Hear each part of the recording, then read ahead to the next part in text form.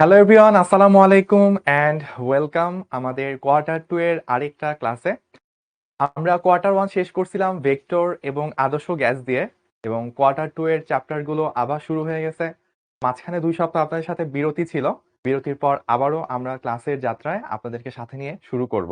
তো কেমন আছেন সবাই? আমাদেরকে দ্রুত কমেন্ট করে জানায় দেন। অলরেডি আমার সাথে অলমোস্ট 500 পিপল কানেক্টেড হয়ে গেছেন, সালাম জানাইছেন অনেক মানুষ। ওয়ালাইকুম আসসালাম, আলহামদুলিল্লাহ আমরা ভালো আছি। আপনারা সবাই কেমন আছেন আমাদেরকে দ্রুত জানান। এবং এটা খুবই ভাল লাগা যে হচ্ছে আমরা একটা কোয়ার্টার সাকসেসফুলি শেষ করে নতুন একটা কোয়ার্টার শুরু করতে যাচ্ছি।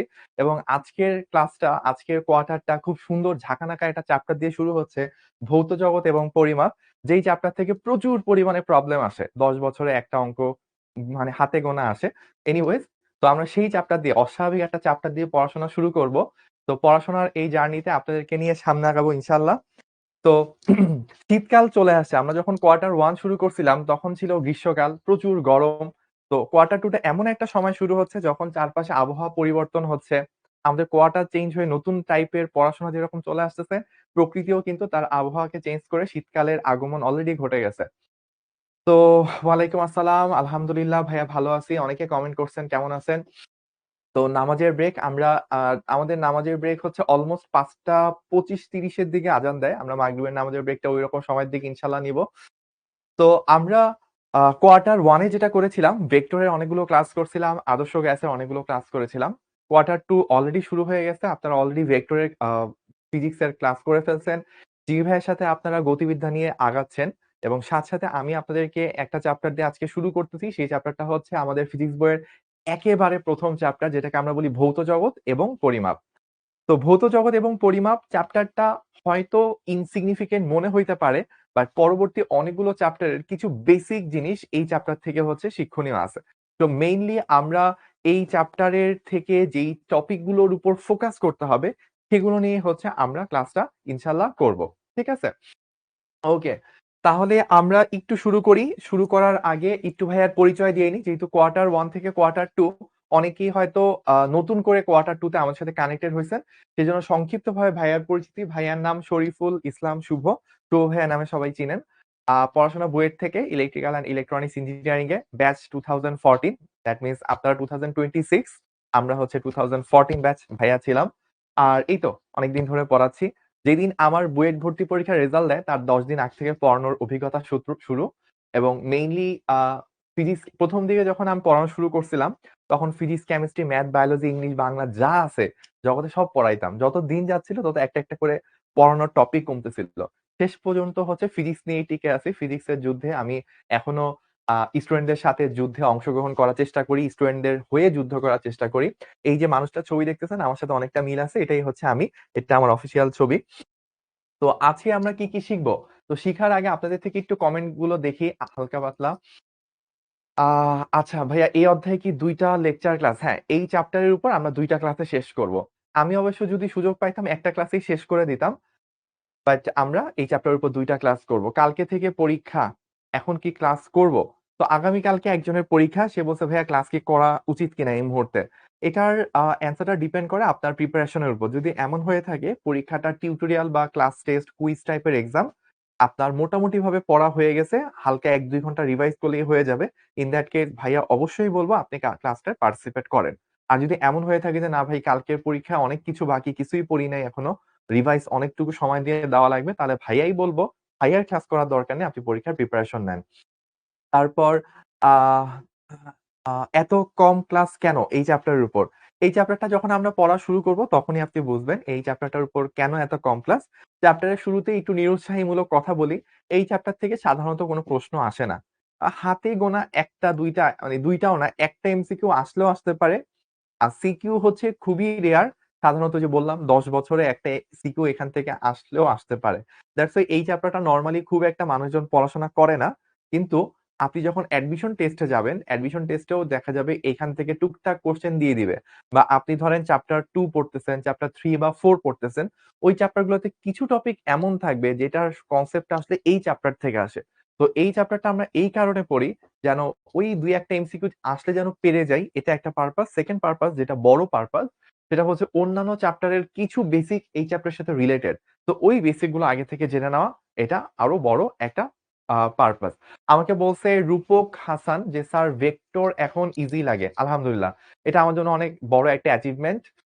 তারপর গতিতে লেকচার কয়টা? গতি চ্যাপ্টারে লেকচার এট লিস্ট ৯-১০ টার কাছাকাছি হবে। শুভ ভাইয়া আমি বিগ ফ্যান। থ্যাংক ইউ ভাইয়া। আমাকে বলছে সামরিদা। আ খুব দ্রুত কমেন্ট চলে যাচ্ছে। অনেকগুলো কমেন্ট আসতেছে। ভাই আসলে ১ সেকেন্ডও ফোকাস করতে পারতেছি না। তার আগে নতুন কমেন্ট চলে আসতেছে। আমার ক্লাস ১ম লাইভ করতেছে একজন বলছে ভাইয়া উপরে একটু যান তো, একটু উপরে। আচ্ছা আরেকটু। সামরিদা আ একটু নিচে ভাইয়া। হ্যাঁ, ওর নাম হচ্ছে সামরিদা উল্লাহ আ ইরা। আচ্ছা, ইরা ভাইয়াকে সুন্দর একটা কমেন্ট করছে। শুভ ভাইয়া আপনার বিগ ফ্যান। ধন্যবাদ ভাইয়া আপনাকে। আরো সবাই যারা সুন্দর কমেন্ট করছেন সকলকে ধন্যবাদ। আমরা আর ইন্ট্রোতে না যাই আমরা মেইন পড়াশোনার দিকে চলে আসব। তো আমরা এই চ্যাপ্টারে কি পড়বো তার ২ মিনিটে ভাইয়া একটু সামারি করি। তো বিভিন্ন ধরনের রাশি নিয়ে আমরা পড়াশোনা করব, তাদের একক নিয়ে আমরা পড়াশোনা করব।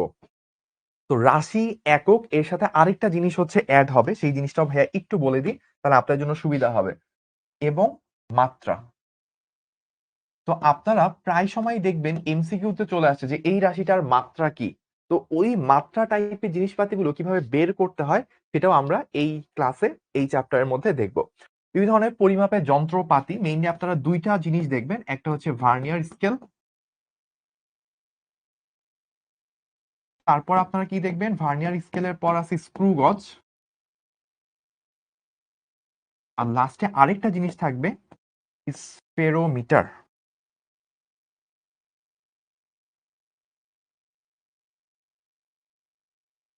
তো এই ৩ টা যন্ত্র নিয়ে আমাদের টুকটাক কাজ হবে এই চ্যাপ্টারের মধ্যে। তারপর কি আছে? কিছু গাণিতিক সমস্যা। এইটা হচ্ছে এই চ্যাপ্টারের সবথেকে ইম্পোর্টেন্ট জিনিস এবং এইটা আমাদেরকে অনেক বেশি করে বুঝতে হবে। তাহলে আমরা আর দেরি না করে শুরু করতেছি। তো ১ম জিনিস রাশি কাকে বলে? এগুলো আপনারা সবাই পারেন। আমি এই সব টপিকে টাইম নষ্ট করব না। আমি একেবারেই ১ম এ খুব বেসিক একটা প্রবলেম নিয়ে শুরু করব। আমরা বিরতিতে যাওয়ার আগে ২ টা অঙ্ক করব। বিরতিতে যাওয়ার আগে কয়টা অঙ্ক করব ভাইয়া? ২ টা অঙ্ক করব। এবং এই ২ টা অঙ্কের মধ্যে এই চ্যাপ্টারের 50% শেষ করে ফেলব ইনশাআল্লাহ। তো আমাকে অনেকগুলো সুন্দর কমেন্ট আসতেছে। আমি ইনশাআল্লাহ সবগুলো কমেন্ট দেখা সম্ভব না হলেও মেক্সিমাম কমেন্ট দেখার চেষ্টা করব। এবং ক্লাসের শুরুতে ২-৩ টা কমন ইনস্ট্রাকশন। ১ নাম্বার ইনস্ট্রাকশন হচ্ছে নোট করা। নোট করা কতটুকু আপনি নোট করবেন? ভাইয়া বোর্ডে যা লিখব।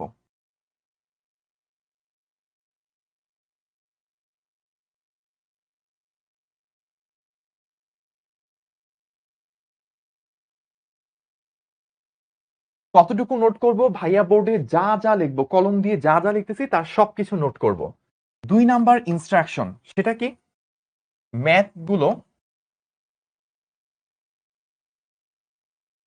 ম্যাথের ক্ষেত্রে কোশ্চেন এবং সলিউশন ডিফারেন্ট কালার ইউজ করব।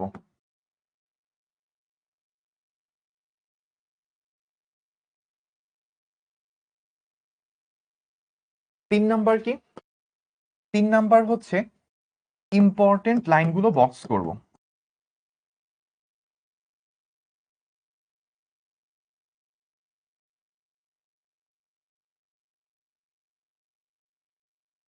এই হচ্ছে আমাদের কিছু কমন ইনস্ট্রাকশন। ১ নাম্বার ইনস্ট্রাকশন হচ্ছে ভাইয়া বোর্ডে যা লিখবো তার সবকিছুই হচ্ছে আমরা নোট করব।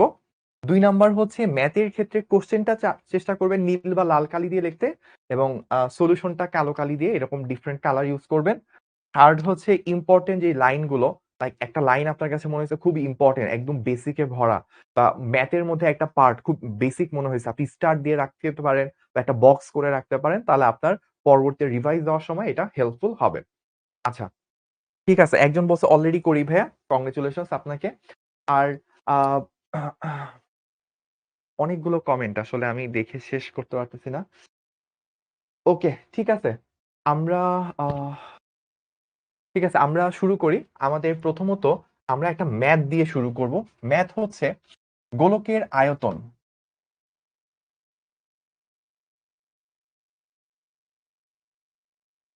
আমরা জানি একটা গোলকের আয়তন কত? 4/3 পাই আর কিউব। তো এইটা নিশ্চয়ই সবার জানা আছে, একটা গোলকের আয়তন হচ্ছে 4/3 পাই আর কিউব। তো আমি এইটাকে বক্স করে রাখি, সূত্রটা আমার কাজে লাগবে। তো আমাকে বলল গোলকের ব্যাসার্ধ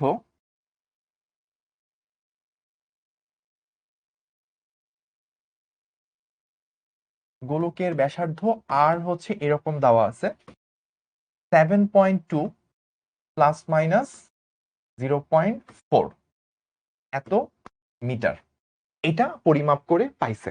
ঠিক আছে, তো একজন লোক একটা গোলকের ব্যাসার্ধ পরিমাপ করতেছে, ব্যাসার্ধ পরিমাপ করে সে কি পাইলো 7.2 প্লাস মাইনাস 0.4।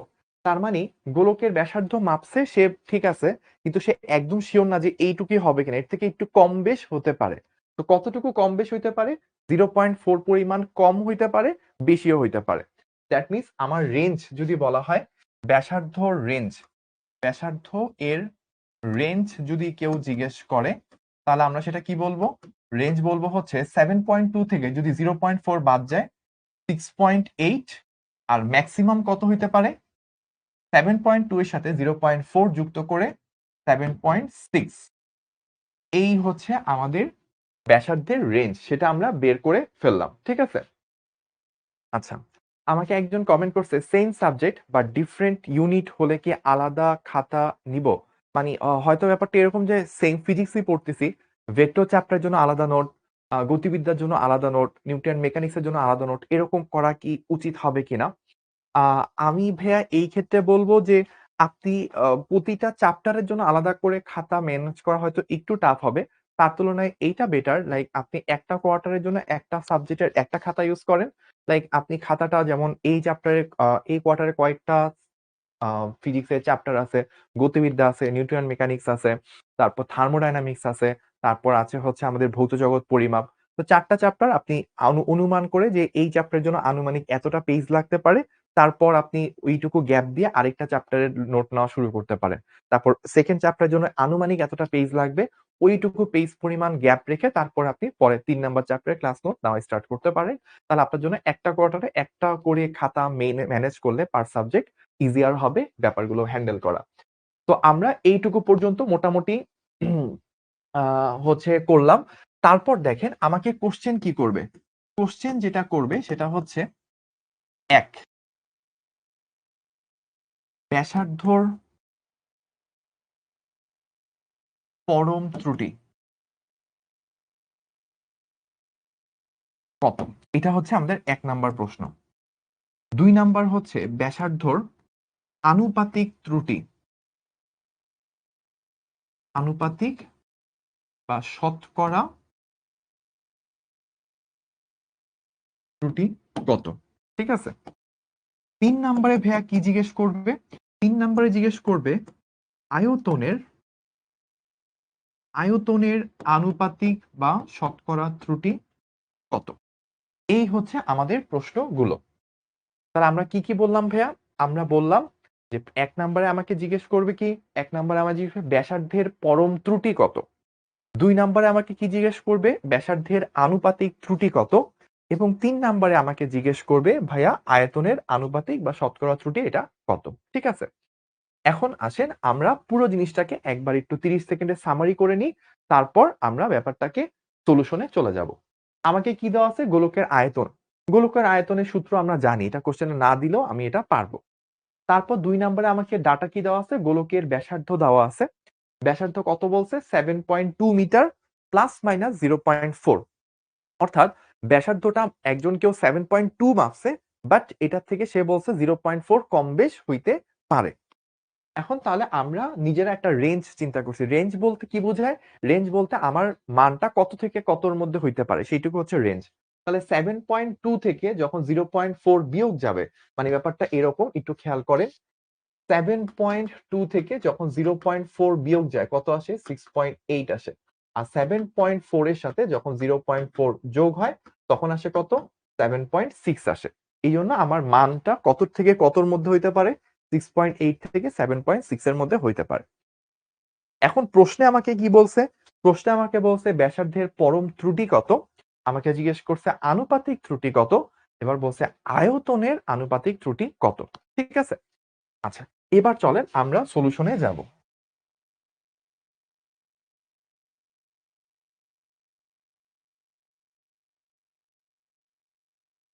প্রথম ১ নাম্বার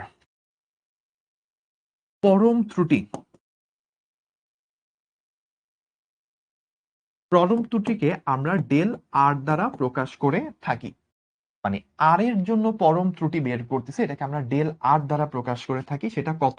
এই যে কতটুকু কম বা বেশ হইতে পারে, সেটাই হচ্ছে আমাদের পরম ত্রুটি হয়ে থাকে।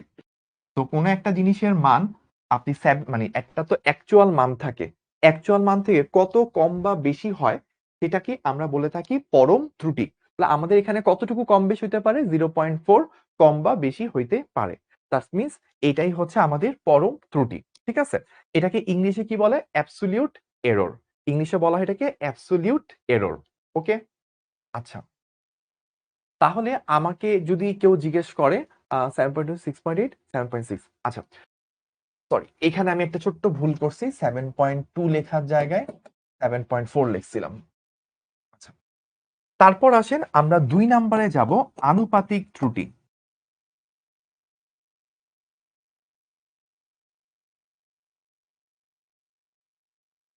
আনুপাতিক ত্রুটি কি? আনুপাতিক ত্রুটি হচ্ছে পরম ত্রুটিকে যদি আপনি অ্যাকচুয়াল মান দ্বারা ভাগ করেন, পরম ত্রুটিকে যদি আমরা অ্যাকচুয়াল মান দ্বারা ভাগ করি, তাহলে এই ব্যাপারটাকে বলা হয় আনুপাতিক ত্রুটি। তাহলে কিভাবে এটা করব? দেখেন, আমাদের আনুপাতিক ত্রুটির মান কত ছিল? 0.4, আর অ্যাকচুয়াল মানটা কত? 7.2। তাহলে আমরা এটাকে 7.2 দ্বারা ভাগ করব। ভাগ করলেই কত রেজাল্ট আসে আমাকে একটু ক্যালকুলেটর দিয়ে সলভ করে বলেন। যেমন আমি যদি ক্যালকুলেটর ছাড়াই সলভ করি তাহলে এটা আসে 1/18, 1/18 আসবে, 1/18 আসবে। 1/18 হচ্ছে 0.05, 0.05 এর থেকে একটু বেশি, 0.05 এর থেকে একটু বেশি আসবে, হয়তো 0.0 সামথিং চলে আসবে।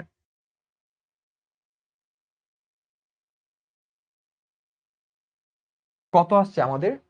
0.05555। আচ্ছা, এই তো অনেকে বের করে ফেলছেন। তো এই যে এই মানটা, এই মানটাই হচ্ছে কি? এই মানটাই হচ্ছে আপনার আনুপাতিক ত্রুটি। আবার চাইলে আপনি একটা কাজ করতে পারেন। এইটাকে যদি আপনি ১০০ দ্বারা গুণ দেন, অর্থাৎ 0.555, এইটা জিনিসটাকে যদি ১০০ দ্বারা গুণ দেন, তাহলে এটাকে আপনি পার্সেন্টেজ আকারেও লিখতে পারবেন। আমার এখানে জায়গা একেবারেই কম। আমি একটু এই পাশ থেকে শুরু করি। তো আমি একটু এই পাশে চলে আসি, তাহলে বেটারটা ব্যাপার হয়।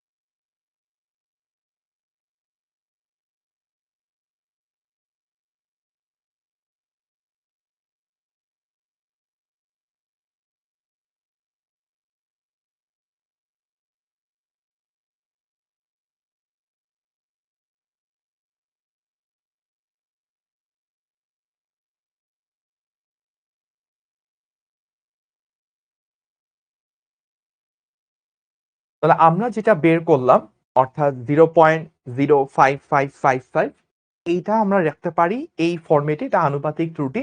আর কেউ যদি এটাকে পার্সেন্টেজ আকারে প্রকাশ করতে চান, তাহলে এটাকে 100 দ্বারা গুণ করলে পার্সেন্টেজে চলে আসবে। তখন আমার অ্যান্সারটা আসে 5.55555%। ঠিক আছে? তাহলে আমাকে যদি কেউ জিজ্ঞেস করে যে ভাইয়া পরম ত্রুটি কি? পরম ত্রুটি হচ্ছে অ্যাকচুয়াল মান থেকে কতটুকু কম বা বেশি হইতে পারে, সেটাই হচ্ছে পরম ত্রুটি, যেমন 0.4। আর যদি আমাকে বলে আনুপাতিক ত্রুটি কত? আনুপাতিক ত্রুটির মানে হচ্ছে পরম ত্রুটি ডিভাইডেড বাই অ্যাকচুয়াল মান। পরম ত্রুটি 0.4, অ্যাকচুয়াল মান 7.2, ভাগ করে আমরা এটা পাইছি। তো আপনি চাইলে শতকরাতে প্রকাশ করতে পারেন ১০০ দ্বারা গুণ করে, আর চাইলে শতকরা দিয়ে নাও প্রকাশ করে এভাবেও রাখতে পারেন। আরেকটা জিনিস, এই আনুপাতিক ত্রুটিকে আপনি চাইলে আপেক্ষিক ত্রুটিও বলতে পারেন। মানে এটার আরেকটা নাম, মানে এটা একটু আমি এই পাশে লিখে দিলাম।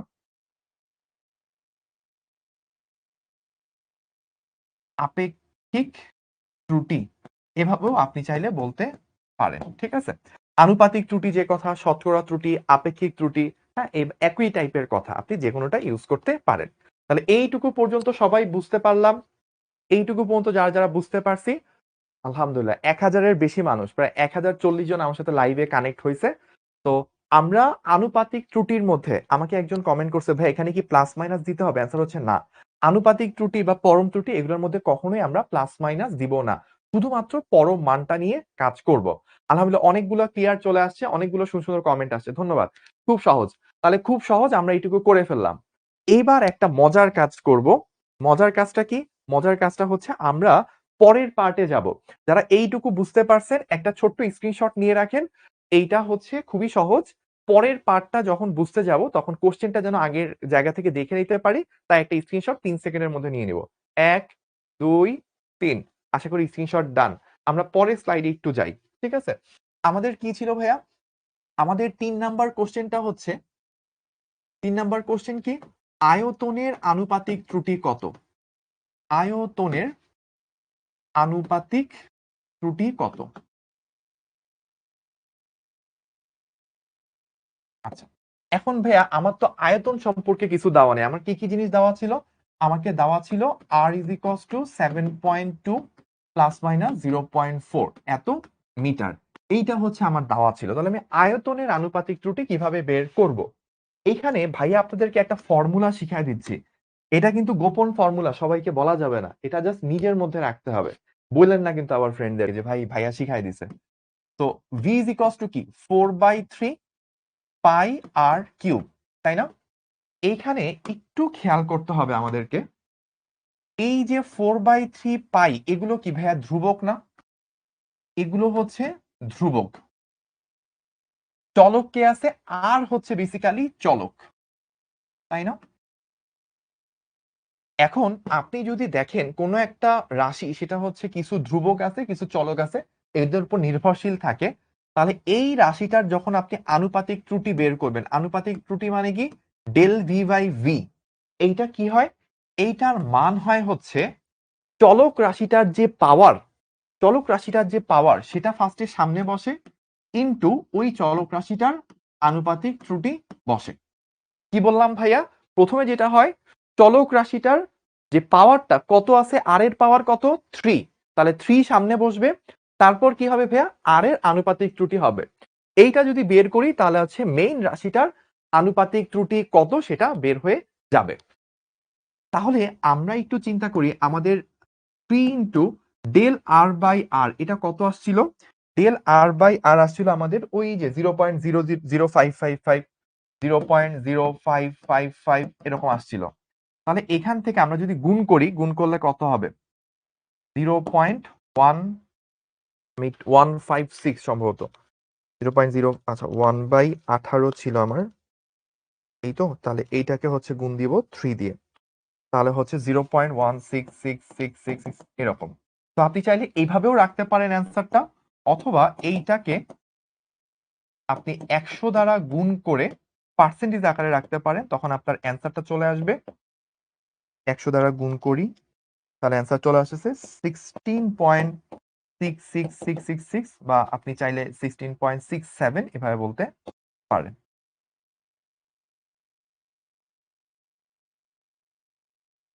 ঠিক আছে? তাহলে আমরা কিভাবে কি করলাম একটু আবার বলি।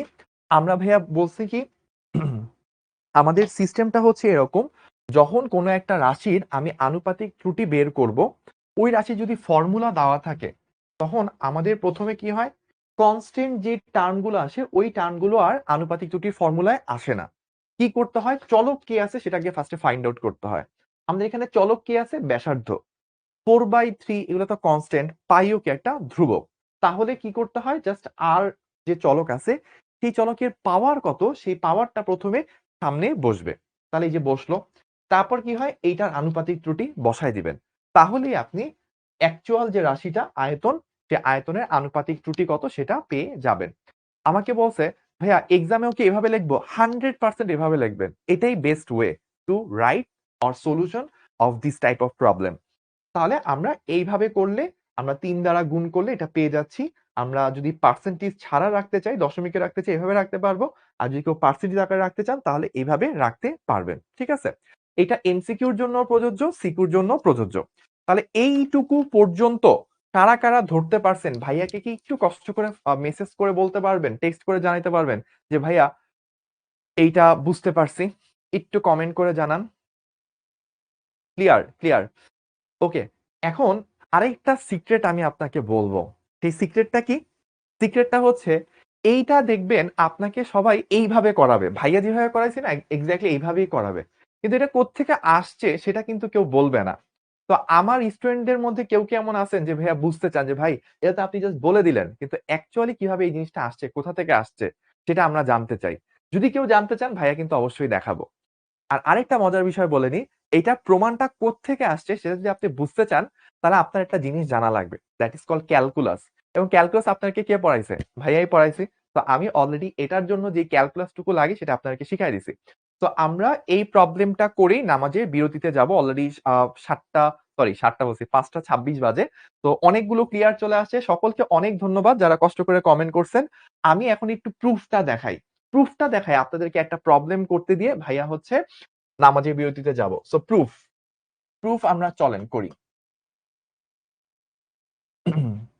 তো আমাদের ফর্মুলা কি? v is equals to 4, আচ্ছা একটু ছোট করে লিখি নয়তো আটবে না।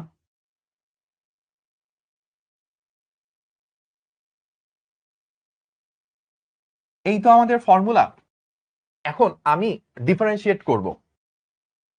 ddx of v, ঠিক আছে? অথবা আমি r এর সাপেক্ষে কি করি? ddr of v is equals to কি? ddr of 4/3 pi r cube. ঠিক আছে? বাচ্চারা বলেন তো, যদি কোনো একটা ডিফারেন্সিয়েশন বা ইন্টিগ্রেশনের মধ্যে ভিতরে কনস্ট্যান্ট থাকে, কনস্ট্যান্ট কি হয়? ঠাস করে লাফ দিয়ে বাইরে চলে আসে। তাহলে এই যে 4/3 পাই তারা কি বাইরে চলে আসবে না? তাহলে আমরা কি করব? D d r of r cube, r কিউবকে ডিফারেন্সিয়েট করব, তাই না? আচ্ছা, এখন ডিফারেন্সিয়েট করলে কি হবে? 4/3 পাই ইন্টু আর কিউবকে ডিফারেন্সিয়েট করলে কত হবে? আর কিউবকে ডিফারেন্সিয়েট করলে ওই যে আমি একটু সূত্র মনে করাই দিই আপনাদেরকে, যারা ভুলে গেছেন তাদের জন্য তো ভাইয়া আছি। ddx of x two the power n কি হইতো? পাওয়ার সামনে আসতো, পাওয়ার 1 কমতো, মনে আছে না? তাহলে আমাদের কি আসবে? এখানে 3 সামনে আসবে আর পাওয়ার 1 কমে কি আর স্কয়ার হবে। এইটুকু নিশ্চয়ই মনে আছে। আচ্ছা, তাহলে এইটুকু কি ছিল? ddr of v ছিল।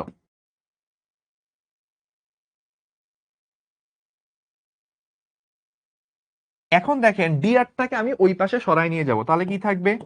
dv is equals to 4/3 পাই, আমি এভাবে লিখি 4/3 pi into 3r square dr। কি করলাম ভাইয়া? এই যে dr-টা এটাকে ওই পাশে গুণ করে নিয়ে গেলাম। তাহলে এইটুকু তো সবার ক্লিয়ার, তাই না? এইটুকু পর্যন্ত নিশ্চয়ই কারো কোনো কনফিউশন নাই। ঠিক আছে? ওকে, তাহলে এবার চলেন আমরা একটা ছোট্ট কাজ করে ফেলি। আমরা করব কি, এই ডিভিটাকে ভি দ্বারা ভাগ দিব। ডিভিটাকে ভি দ্বারা ভাগ দিব, তাহলে কি হবে দেখেন খেয়াল করে। উপরে আছে 4/3 pi into 3r square into dr। আর নিচে কি করলাম? ভি দ্বারা ভাগ দিলাম। ভি দ্বারা ভাগ দেওয়া মানে কি? ভি এর মান কত? 4/3 পাই আর কিউব। ভাগ দিলাম। ভাগ দিলে দেখেন ভাইয়া কি হয়? এই যে 4/3 পাই, এই যে 4/3 পাই, এরা কি কাটাকাটি চলে গেল। কাটাকাটি গেলে এখানে কি থাকে আমাদের? একটু আমরা সামনের অংশে চলে যাই।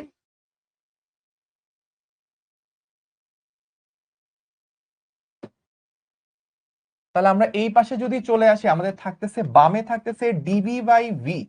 এই পাশে দেখেন কাটাকাটি যে 3 আর স্কয়ার ডি আর, নিচে থাকতেছে হচ্ছে আর কিউব, তাই না?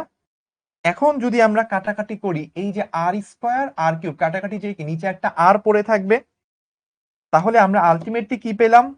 আমরা আলটিমেটলি পাইলাম হচ্ছে D V by V is equals to 3 into dr divided by r। তাহলে দেখেন এইটাই কি আনুপাতিক ত্রুটির, এইটাই কি ভাইয়া আনুপাতিক ত্রুটি না? খেয়াল করেন এই জিনিসটাই কি আনুপাতিক ত্রুটি? ভাইয়া ডিআর তো একটা অপারেটর, তাহলে ওকে পাশে নিলাম কেন? আচ্ছা সাদিদা তাজনূর খুব সুন্দর একটা প্রশ্ন করছে যে ভাইয়া আমার এই যে ডিআরটা তো একটা অপারেটর, ওটাকে ওই পাশে নিলাম কেন? তো এটা মাথায় রাখবেন, ডিআর একটা অপারেটর, ডিডিআর অফ সামথিং এটা একটা অপারেটর, ঠিক আছে, বাট এইটার এই পার্ট ডিআর বা ডিভি এটাকে আপনি ডানে বামে ইচ্ছা মতো নিতে পারেন, কোনো সমস্যা নাই। বুয়েটের যখন ম্যাথ করতাম, বুয়েটে এক একটা ম্যাথ 3-4 পেজ 5-6 পেজ করে হইতো। এক একটা ম্যাথের ডিআর কে আমরা ডিএক্স ডিআর এগুলারে আমরা কখনো উপরে নিতাম কখনো নিচে নিতাম, এগুলো ইজিলি করা যায়, কোনো ব্যাপারই না। তো ভাইয়া বলে দিছি, স্যার যদি কলেজে স্যার যদি বলে তাহলে বলবেন শুভ ভাইয়া বলছে, শুভ ভাইয়া বুয়েট থেকে পড়ছে, ইলেকট্রিক্যালে পড়ছে, শুভ ভাইয়া বলছে এগুলাকে আনা নেওয়া করা যায়, ঠিক আছে, আমার রেফারেন্স দিয়ে কোনো সমস্যা নেই, যত তীর আসবে ভাইয়া বুক পেতে খাবো, কোনো সমস্যা নেই। তাহলে আমরা এখানে কি করলাম, একটু পুরো জিনিসটাকে সামারাইজ করি, তাহলে আপনার জন্য বোঝা সুবিধা হবে। আয়তনের সূত্র নিলাম, এই আয়তনটাকে আর এর সাপেক্ষে ডিফারেন্সিয়েট করলাম। কেউ যদি ডিফারেন্সিয়েশনের ক্লাস মিস দিয়ে আসেন ভাইয়া, মানে আমি কিন্তু ভেক্টরের লাস্ট প্রায় 18টা ক্লাস দিয়েছিলাম, এর মধ্যে 3-4টা ক্লাস ক্যালকুলাস নিয়ে, ডিফারেন্সিয়েশন ইন্টিগ্রেশন নিয়ে, গ্রেডিয়েন্ট ডাইভারজেন্স কার্ল নিয়ে করাইছি। কেউ যদি ওই ক্লাস না করে আসেন তাহলে ভাইয়া চাইলেও এই মুহূর্তে বুঝাইতে পারবো না। তাদের জন্য প্রমাণটা দরকার নেই, তারা আগের অংশটুকু মানে জাস্ট সূত্রটা ইউজ করে কাজ করবে। কেউ যদি প্রমাণ বুঝতে চান অবশ্যই ভেক্টরের আগের ক্লাসগুলো দেখে থাকতে হবে। তাহলে আমরা যেটা আসি সেটা হচ্ছে ডিভি ভি সূত্রটা লিখলাম, আর এর সাপেক্ষে ডিফারেন্সিয়েশন করলাম, ডিফারেন্সিয়েশন করলে এই যে কনস্ট্যান্ট বাইরে চলে আসে, আর কিউব কে ডিফারেন্সিয়েশন করব, আমরা ওই যে সূত্র লিখে দিছিলাম, এক্স এর সাপেক্ষে x two the power N K differentiate করলে পাওয়ার সামনে আসে, পাওয়ার 1 কমে। তো এই যে আর কিউব পাওয়ার 3 ছিল, 3 সামনে আসছে, পাওয়ার 1 কমছে, 3 থেকে কমে 2 হয়েছে। এবার আমরা করছি কি, ডিআরটাকে ধাক্কা মেরে ওইদিকে নিয়ে গেছি, ডিআরটাকে ওইদিকে নেওয়া যায়, নিচে আনতে পারেন, ডিবি কে নিচে নিতে পারেন, কোনো সমস্যা নেই, এগুলা ইজিলি করা যায়। ভাইয়া বললাম এগুলা ইজিলি করা যায়, কোনো সমস্যা না। এবার আসেন, এই ডিভিটাকেও ভি দিয়ে ভাগ দিছি, মানে বামে ডানে উভয় পক্ষকে ভি দ্বারা ভাগ দিছি। ভি এর মান কত? 4/3 পাই আর কিউব। ভাগ দিলে হয় কি 4/3 পাই, 4/3 পাই কাটাটি চলে যায়। এই পাশে কি থাকে? D B by V. এই পাশে ওই যে আর স্কোয়ার আর কিউব কাটাটি যায়, থাকে হচ্ছে ডিআর বাই আর। এই যে আপনাদের এই জায়গাটাতে, এই জায়গাতে এইটাই কি আয়তনের আনুপাতিক ত্রুটি।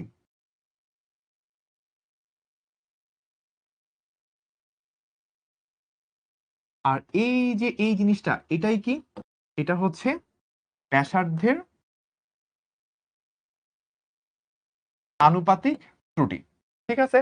আপনি ডেল আর বাই আর বলতে পারেন বা ডেল ভি বাই ভি বলতে পারেন, এটা যে কথা ডিভি বাই ভি বলা এক্স্যাক্টলি সেম কথা। তাহলে আমরা এইভাবেও সূত্রটাকে প্রমাণ করতে পারি, মানে সূত্র প্রমাণটা কিভাবে আসলো, আমরা অলওয়েজ কি করব, কনস্ট্যান্ট গুলোকে বাদ দিব, পাওয়ার যেটা থাকবে সেটা সামনে আসবে, যে 3 ছিল 3 সামনে আসছে, এটার আনুপাতিক ত্রুটিটা বসাই দিব, তাহলেই অ্যাকচুয়াল যে মেইন রাশিটা সেটার আনুপাতিক ত্রুটি হয়ে যাবে, ঠিক আছে। তাহলে এইটুকু পর্যন্ত বুঝতে পারছেন? এমন কে কে আছেন ভাইয়াকে একটু কমেন্ট করেন, তাহলেই আপনাদের অনেকগুলো ক্লিয়ার চলে আসলে ভাইয়া নামাজের বিরতিতে চলে যাব।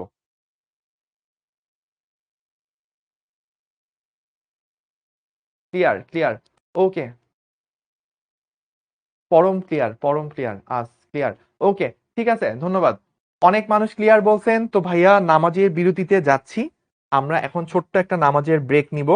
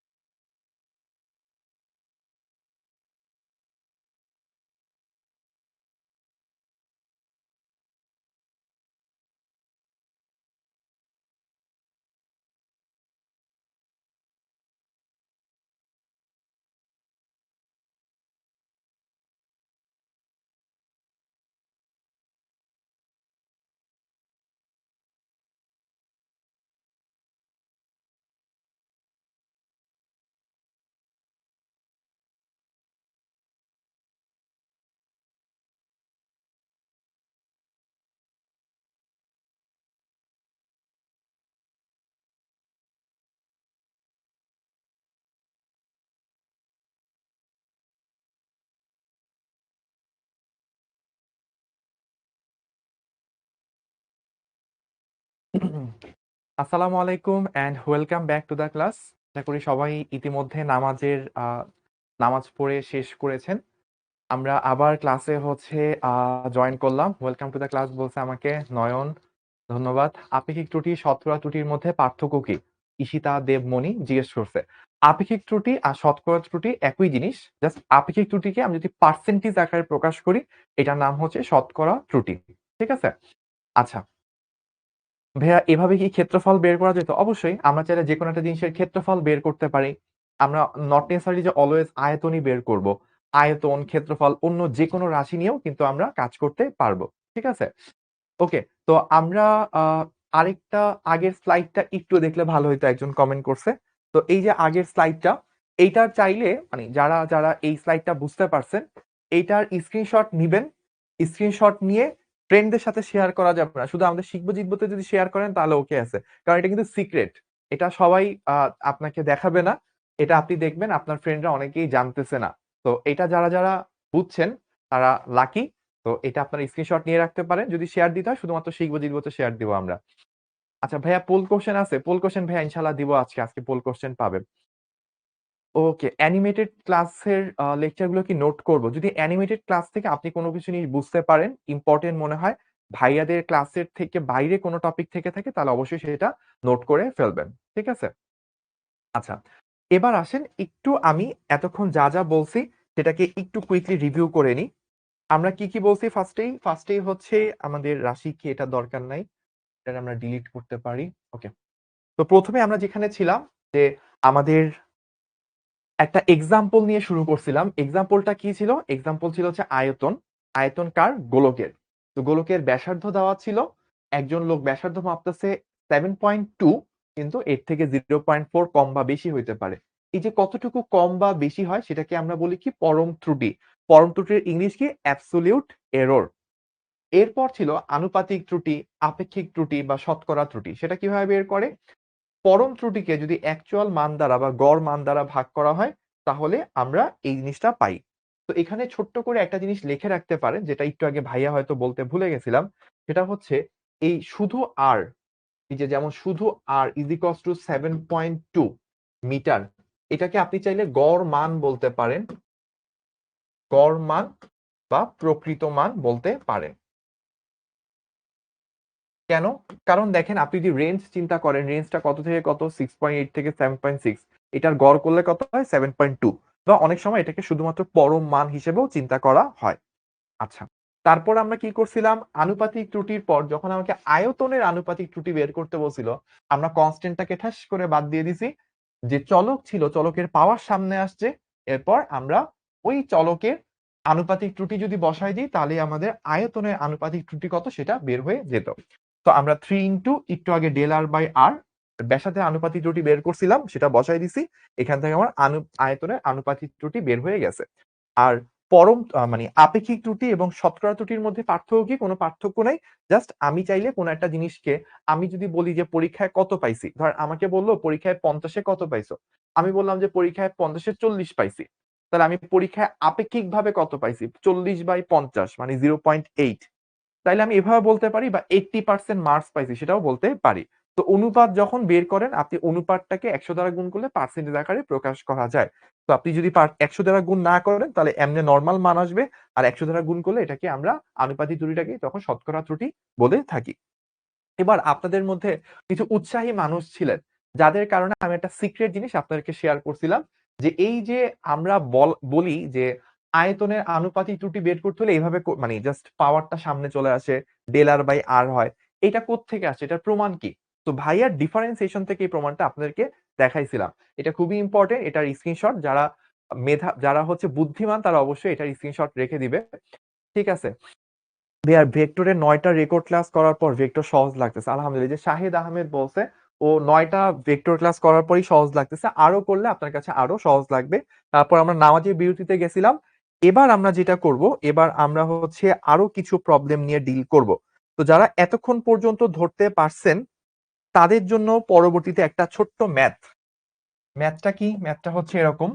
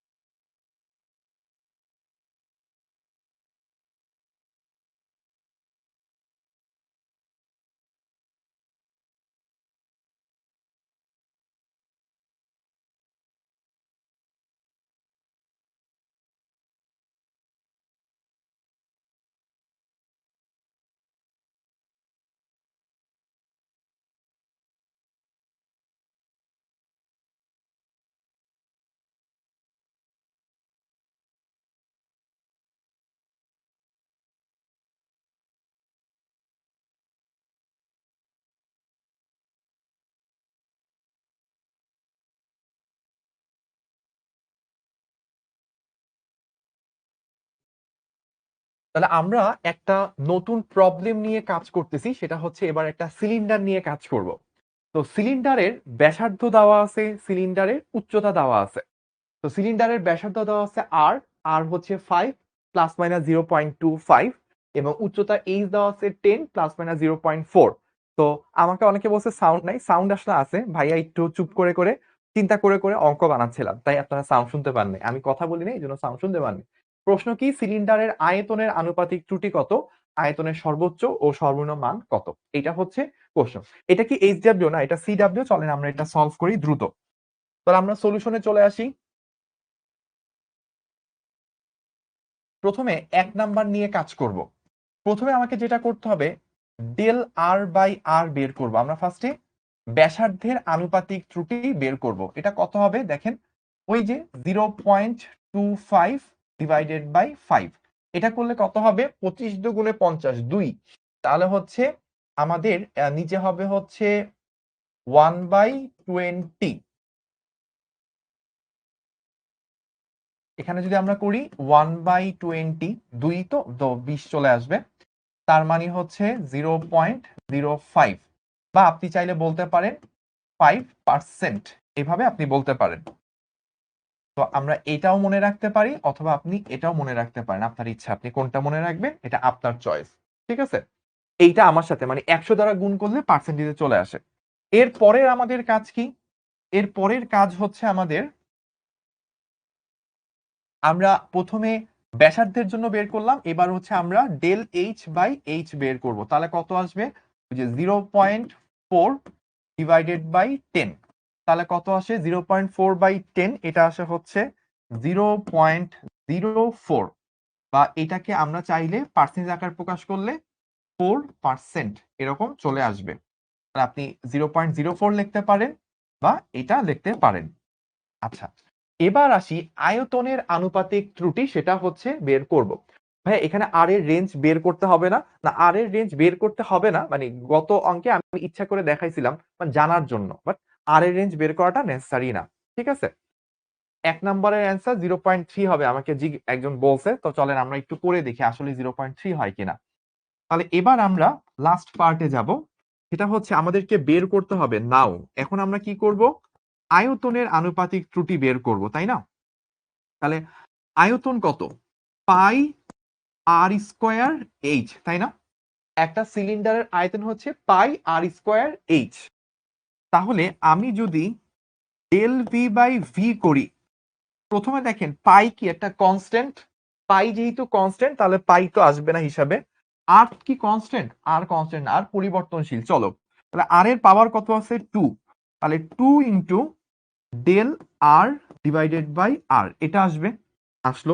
আচ্ছা, তারপর এইচ, এইচ কি কনস্ট্যান্ট নাকি ভ্যারিয়েবল, এইচ হচ্ছে ভ্যারিয়েবল মানে চলক, তাহলে এইচ এর পাওয়ার কত আছে, এইচ এর পাওয়ার কিছু নাই মানে 1 আছে, তাহলে plus 1 into del H divided by H, তাহলে আর এর পাওয়ার 2, তাই 2 into del R by R, H এর পাওয়ার কত কিছু নাই মানে 1, তাই del H by H into 1। আচ্ছা, এবার 2 ইন্টু ডেল আর বাই আর, এটা কত পার্সেন্ট ছিল, এটা ছিল 5%, plus 1 into del H by H, 1 into কত পার্সেন্ট, এটা 1 ইন্টু 4%, তাহলে 5 দুগুণে 10 আর 4 কত হইল 14%, তাহলে 14% এই হচ্ছে আমাদের অ্যান্সার। ঠিক আছে, এই যে ভাইয়া আমরা এইটুকু প্রবলেম করে ফেললাম। তাহলে এইটুকু প্রবলেম যারা যারা ধরতে পারছেন, ভাইয়া প্লাস কেন হয়েছে, জাকিয়া সুলতানা কমেন্ট করছেন, খুবই সুন্দর প্রশ্ন যে ভাইয়া প্লাস কেন হইলো।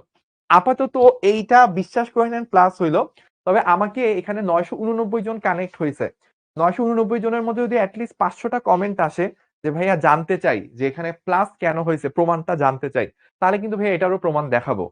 তো যদি অনেকগুলো কমেন্ট আসে, 500টা অ্যাটলিস্ট কমেন্ট আসতে হবে, তাহলে হচ্ছে আমি অবশ্যই এটার প্রমাণও আপনাদেরকে দেখাবো। আর যদি হচ্ছে যে সিস্টেম বলতে চান মানে বুঝার জন্য জাস্ট, আপনার যদি অনেকগুলো রাশি থাকে, প্রতিটা রাশিরই এরকম পাওয়ার সামনে বসবে, ওইটার আনুপাতিক ত্রুটি বসবে, এবং যতগুলো থাকবে প্রত্যেকটার মধ্যে এরকম প্লাস প্লাস আকারে অ্যান্সার গুলো হবে। ঠিক আছে, জানতে চাই। আচ্ছা অনেকগুলো চলে আসছে, 500 হয়েছে কিনা আমি জানি না। ভাইয়া 1-200 তো হবে অলরেডি, তাই না ভাইয়া? 1-2টা, হ্যাঁ আরো বেশি হবে। ঠিক আছে, অনেকে জানতে চায়, সো আমি একটু প্রমাণ দেখাই। তবে জানি না এটার প্রমাণ আপনারা বুঝতে পারবেন কিনা। তার আগে এটা একটা স্ক্রিনশট তুলে নেন। এটা দ্রুত একটা স্ক্রিনশট তুলে নেন, তাহলে আমরা পরের প্রবলেমটা জানতে পারবো। আর প্রবলেম গুলো কি, যেমন এই চ্যাপ্টারটা সবাই বলে অনেক বোরিং, মানে এটাতে কিছুই ভাল লাগে না, এটা পড়ার কিছু নেই, কেউ পড়তে চায় না। আপনাদের কি বোরিং লাগতেছে নাকি এটাও মোটামুটি ইন্টারেস্টিং লাগতেছে? নাকি একেবারেই ফালতু লাগছে, ধুর ভাইয়া এগুলো কি পড়ায়? একটু জানায়েন তো ভাইয়াকে।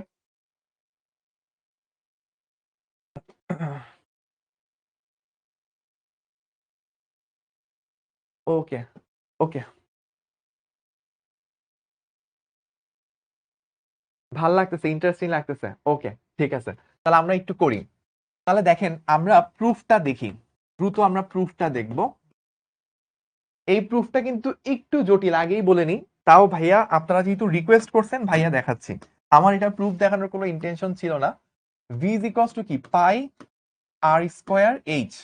তার আগে আরেকটা জিনিস আপনাদেরকে জানতে হবে, এটা কি আপনারা জানেন যে ধরেন কোন একটা ফাংশন, লাইক ধরেন আমি বললাম ওয়াই ইজ ইকুয়ালস মানে এফ অফ এক্স যদি ইউ ইনটু ভি হয়, তখন আমরা D D x of F of X, এটা হয় হচ্ছে D D x of U into V plus U into D D x of V.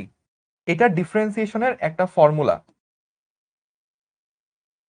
এই ফর্মুলাটা কি আপনারা জানেন? এটা আমাকে একটু বললেন যে ভাইয়া এই ফর্মুলাটা জানি কিনা, কারণ এটা আমাদের খুব দরকার। যেমন এটার একটা এক্সাম্পল নিই। এটা একটা মানে এইটা না পারলে আপনি সেই জিনিসটা বুঝবেন না। এক্সাম্পল কি, ধরেন আমি বললাম y is equals to x cube into sine x. ঠিক আছে, y is equals to x cube into sine x. এখানে দুইটা জিনিস পাইলেন না? তো এখানে দুইটা জিনিস আছে, তো এইটাকে ধরলাম মনে মনে ইউ, এইটাকে ধরলাম মনে মনে ভি। তো এখন আমি এটা ডিফারেন্সিয়েশন করব।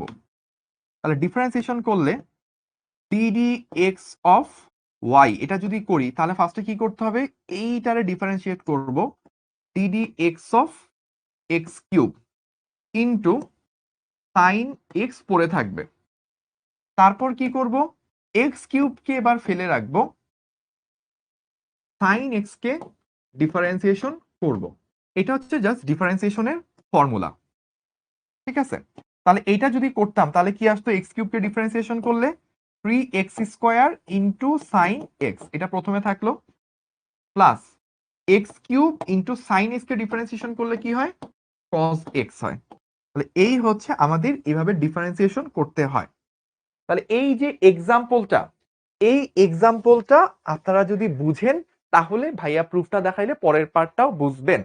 ঠিক আছে, তো এটা অলওয়েজ মাথায় রাখবেন। আপনার যদি 2-3টা জিনিস একসাথে গুণাকারে থাকে, লাইক এক্স কিউব এক ধরনের ফাংশন, সাইন এক্স আরেক ধরনের ফাংশন, 2-3টা জিনিস যদি একসাথে গুণাকারে থাকে, তাহলে কিভাবে ডিফারেন্সিয়েশন করতে হয়, প্রথমে প্রথমটারে ডিফারেন্সিয়েশন করবেন, অপরটা যা আছে তা এরকম বসে থাকবে, অর্থাৎ গুণাকারে থেকে যাবে।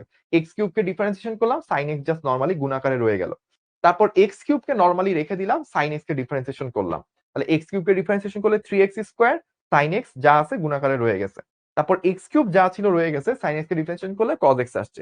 এই সিস্টেমে হচ্ছে আমরা এই 2-3টা ফাংশন গুণাকারে থাকলে সেটা করতে পারি।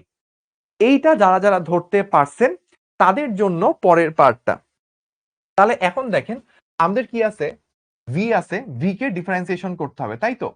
এখন দেখেন আমরা ভি কে যদি ডিফারেন্সিয়েশন করি তাহলে কি আসবে, ধরেন আমরা একটা অজানা রাশি এক্স এর সাপেক্ষে ডিফারেন্সিয়েশন করতেছি, তখন কি হবে, এক্স এর সাপেক্ষে যদি ডিফারেন্সিয়েশন করি তাহলে যেটা আসবে সেটা হচ্ছে ডিডি এক্স অফ পাই। তো প্রথমে দেখেন পাই তো হচ্ছে আমরা যদি এভাবে করি D D x of pi R square H, এভাবে ধরেন আমরা করব। ঠিক আছে, এখন আমাদের পাই তো প্রথমেই কনস্ট্যান্ট, সে বাইরে চলে আসবে। ফার্স্টে আমরা আর স্কোয়ার কে ডিফারেন্সিয়েশন করব, d d x of r square into h পড়ে থাকবে। পরে কি হবে, পরে হচ্ছে আর স্কোয়ার পড়ে থাকবে, ডিডি এক্স অফ এইচ আসবে। এই হচ্ছে আমাদের টেকনিক। তাহলে আমরা যখন এই প্রবলেমটা সলভ করব, কি আসবে, পাই ইন্টু আর স্কোয়ারকে যদি ডিফারেন্সিয়েশন করি 2r হবে ইনটু আমাদের এখানে তো আর এর সাপেক্ষে ডিফারেন্সিয়েশন করি না, ডিফারেন্সিয়েশনটা করছি কার সাপেক্ষে, এক্স এর সাপেক্ষে, এক্স এর সাপেক্ষে ডিফারেন্সিয়েশন করছি। তো তখন ওই জিনিসটাকে আবার আলাদা করে রেখে দিতে হয়, মাথায় রাখবেন।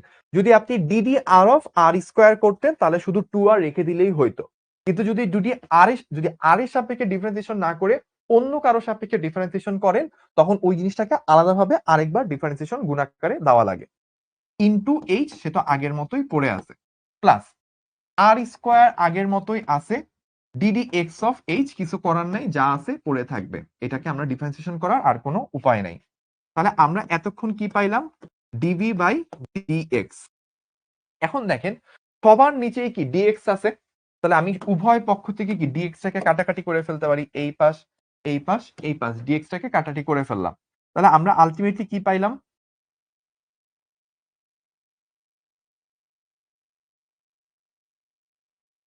আমরা পাইলাম হচ্ছে pi into 2r dr into H plus r square into d H, এইটুকু পাইলাম, তাই না? এখন আমি কি করব, ডিবি বাই ভি করব, ডিবি বাই ভি। তার মানে এই যে ভাইয়া পুরা জিনিসটা পাইলাম, ধরেন আমি আলাদা আলাদা ভাবে লিখি, টুয়াইস পাই আর ইন্টু ডিআর ইন্টু এইচ, এইটা একটা জিনিস, প্লাস পাই আর স্কোয়ার ইন্টু ডিএইচ, এটা আরেকটা জিনিস, মানে পাইটাকে ভিতরে গুণ দিয়ে দিলাম, ভিতরের টোটাল আয়তন দ্বারা ভাগ করব, অর্থাৎ পাই আর স্কোয়ার এইচ এটা দ্বারা ভাগ করলাম। ভাগ করলে দেখেন কি চলে আসে,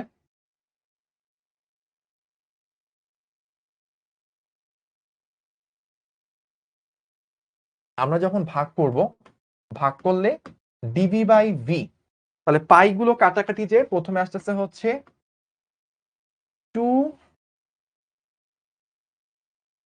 ডিআর বাই আর, প্লাস এরপরে থাকে হচ্ছে ডিএইচ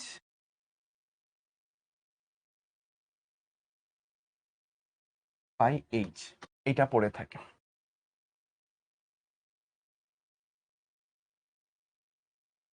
দেখেন আমরা যদি কাটাকাটি করি, কাটাকাটি করলে এটার সাথে এটা কাটাকাটি যে 2 ডিআর বাই আর পড়ে থাকবে, আর এটার সাথে এটা কাটাকাটি যে শুধু ডিএইচ বাই এইচ এইটুকু পড়ে থাকবে। তাহলে ওই যে দেখেন একজন প্রশ্ন করছে ভাইয়া 2r আসলো কোত্থেকে, আর স্কোয়ারকে যখন আপনি ডিফারেন্সিয়েশন করেন তখন কি হয়, ওই যে এক্স স্কোয়ারকে ডিফারেন্সিয়েট করলে 2x হয়, আর স্কোয়ারকে ডিফারেন্সিয়েট করলে 2r হয়। আর যেহেতু এটা নিচে এক্স এর সাপেক্ষে করছি তাহলে আমার ওই আরটাকে আরেকবার আলাদা করে ডিফারেন্সিয়েশন করা লাগে, ঠিক আছে? আচ্ছা, ঠিক আছে। তাহলে এই যে প্রশ্নটা আমরা আরেকবার একটু চিন্তা করি, এই প্রথমত এই প্রমাণটা কি লাগবে কিনা, এই প্রমাণটা কখনো লাগবে না, কিন্তু আপনারা যেহেতু দেখতে চাইছেন ফর ইন্টারেস্ট, ভাইয়া হচ্ছে এটা দেখাইলাম। এটা জটিল একটা প্রমাণ, আপনি আপনার ফ্রেন্ডদেরকে জিজ্ঞেস করবেন, কেউ এই প্রমাণটা পারে না। কিন্তু আপনারা যেহেতু শিখর স্টুডেন্ট, আপনাদেরকে ভাইয়ারা কমিটমেন্ট করছি যে আপনাদেরকে স্পেশালি পড়াবো, সবকিছু জানাবো, প্রত্যেকটা কনসেপ্ট আপনাদের ক্লিয়ার যেন হয় সেটা মেনশন করব বা এটা এনশিওর করব, সেই জন্য হচ্ছে এই জটিল প্রমাণগুলো আপনাদের সামনে প্রকাশ করা হচ্ছে। তো আমরা একটু বলি কি কি করছি। ফার্স্টে আমরা আয়তন ছিল, আয়তনকে ডিফারেন্সিয়েশন করছি যে কোনো একটা প্যারামিটারের সাপেক্ষে, এক্স এর সাপেক্ষে।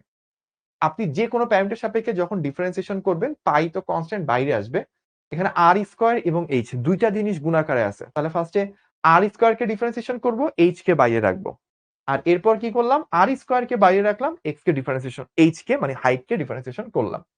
এখন আর স্কোয়ার কে যখন ডিফারেন্সিয়েশন করেন, মানে এক্স স্কোয়ার কে ডিফারেন্সিয়েশন করলে 2x হইতো, তো এরকম ভাবে 2r হইছে, কিন্তু এখানে তো এক্স স্কোয়ার না, ছিল আর স্কোয়ার, তাহলে ওইটাকে আরেকবার আলাদা করে ডিফারেন্সিয়েশন গুণ আকারে দেওয়া লাগে, আর এইচ বাইরে আগের মতো পড়ে আছে। আর একটু পর কি হলো, DD x of H, H এর সাপেক্ষে তো ডিফারেন্সিয়েশন করলে কি হয় আমরা জানি না, তাই এটা অ্যাজ ইট ইজ রেখে দিলাম। এবার উভয় পক্ষ থেকে ডিএক্স টা কমন যায় নিচে, ওটাকে কাটাটি করে বাদ দিয়ে দিলাম, ডিবি সমান সমান আসলো এইটুকু, তারপর ডিবি কে ভি দ্বারা ভাগ করলাম, আয়তন দ্বারা ভাগ করলাম, এইভাবে চলে আসলো। তাহলে আমরা দেখলাম যে এটা আয়তনের আনুপাতিক ত্রুটি, এটা ব্যাসার্ধের, এটা হচ্ছে উচ্চতার। তাহলে এই হচ্ছে আমাদের আলটিমেট ফর্মুলা, ঠিক আছে? ওকে, তাহলে আমরা যারা যারা এইটুকু পার্ট বুঝতে পারছিলাম যে ডিফারেন্সিয়েশনের এই ফর্মুলাটা, তাদের জন্য হচ্ছে পরের পার্টটা বোঝা সহজ হবে। আর যদি কেউ আগে থেকে ক্যালকুলাস না করে আসেন তাহলে বলবো ভাইয়া এই দুইটা পার্ট আপনি স্কিপ করেন, জাস্ট ভাইয়া যা বলছি যে কোনো একটা রাশির পাওয়ারটা সামনে বসে আর ওইটা আলটিমেটলি যোগ হয়, এইটুকু মাথায় রাখলেই আপনাদের হবে। ঠিক আছে, তাহলে এইটুকু প্রমাণ কারা কারা ধরতে পারছেন ভাইয়াকে একটু কমেন্ট করে জানায়েন যে ভাইয়া প্রমাণ ধরতে পারছি, ম্যাথও ধরতে পারছি।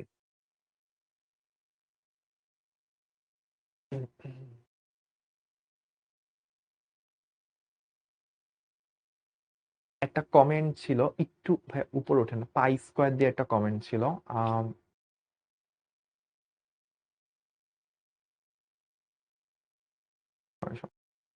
পাই স্কোয়ার একটা কমেন্ট, হ্যাঁ, ইসাম মাহমুদের pi square d d, pi square dx zero হওয়ার কথা।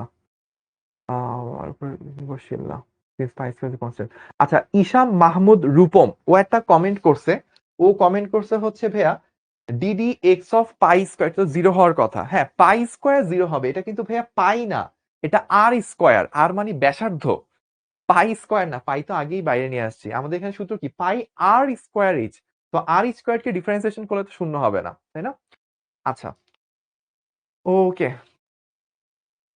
সুহানা বলছে ভাইয়া কালকেই ভেক্টরের 3টা ক্লাস করছি, এখন পানি পানি লাগতেছে। ওকে, গ্রেট। ঠিক আছে, তাহলে আমরা এই প্রবলেম এইটুকু পর্যন্ত করে ফেললাম। আমাকে যদি জিজ্ঞেস করেন ভাইয়া এইটার প্রুফ কি লাগবে কিনা, এই যে ভাইয়া দুইটা প্রুফ করছি, প্রুফ পরীক্ষায় লাগবে না, প্রুফ পরীক্ষায় আসবে না।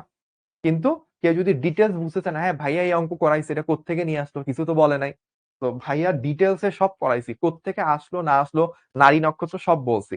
তবে এগুলো যদি কেউ ক্যালকুলাস না করে আসেন তাহলে বুঝবেন না। আবার অনেকে ক্যালকুলাস করছেন, জাস্ট 2-3টা সূত্র মুখস্থ করছেন, ডিটেলসে করেন নাই, তাদের জন্য ভয়ের কোনো কারণ নাই।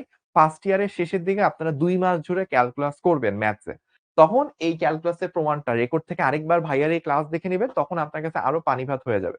এখন যেহেতু সূত্রগুলো আগে থেকে দেখা নাই, একটু কঠিন লাগবে, এটাই স্বাভাবিক। বাট এইটুকু মেনে নিতে পারলে আমরা পরে আরো একটা এক্সাম্পল করব, দেখবেন এক্সাম্পল করার পর আপনার কাছে কনসেপ্ট একটু ক্লিয়ার হয়ে যাবে। তাহলে আমরা আরেকটা প্রবলেম নিই। প্রবলেম কি, প্রবলেম হচ্ছে t is equals to 2i pi root over l by g। এই সূত্র তো নিশ্চয়ই সবাই জানেন। এটা কিসের সূত্র, কে কে বলতে পারবেন? এটা কিসের সূত্র, কে কে জানেন?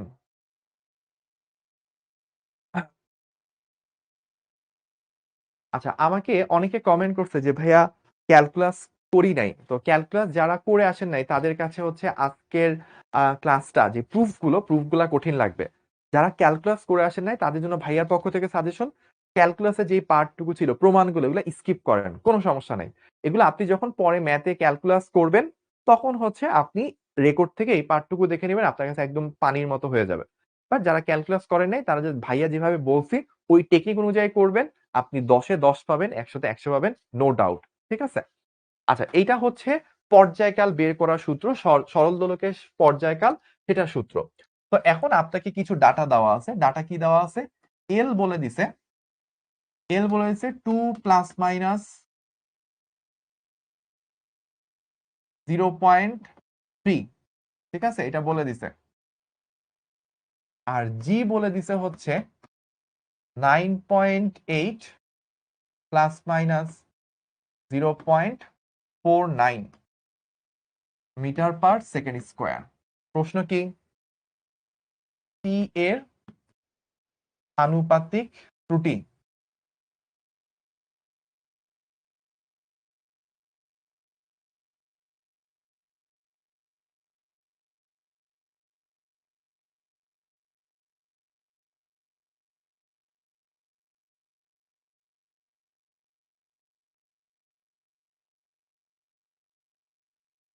তাহলে আমরা কোশ্চেনটা কিন্তু বলে দিলাম, এবার সলিউশন করাটা আমি আপনাদের ঘাড়ে ছেড়ে দিলাম, দেখি কে কে সলিউশনটা করতে পারেন।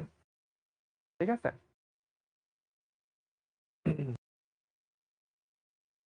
ও আগের প্রবলেমে দুই দুই নাম্বার পার্টটা করালেন না। আচ্ছা, আমাকে একটু বলছে অনেকে আগের প্রবলেমের সেকেন্ড পার্ট ছিল আয়তনের সর্বোচ্চ সর্বনিম্ন মান নির্ণয় করা, সেটা তো খেয়াল করি নাই, আর না করে চলে গেছিলাম। আমি একটু এটা কমপ্লিট করে আসি। তো আমাকে ধরেন জিজ্ঞেস করছে সর্বোচ্চ মান, তাহলে আমরা কিভাবে করব দেখেন, ভি ম্যাক্স ভি ম্যাক্স কত? V plus del v. এখন ভি কত? ভি হচ্ছে পাই আর স্কোয়ার এইচ। আমরা যদি শুধু ভি বের করি, ভি হচ্ছে আমার পাই আর স্কোয়ার এইচ। পাই কত? 3.1416। আর কত ছিল? আর ছিল 5 স্কোয়ার। এইচ কত ছিল? এইচ ছিল হচ্ছে 10। ঠিক আছে, তাহলে এইখান থেকে আমার ভি বের হয়ে যাবে। ভিটা আমি বের করি।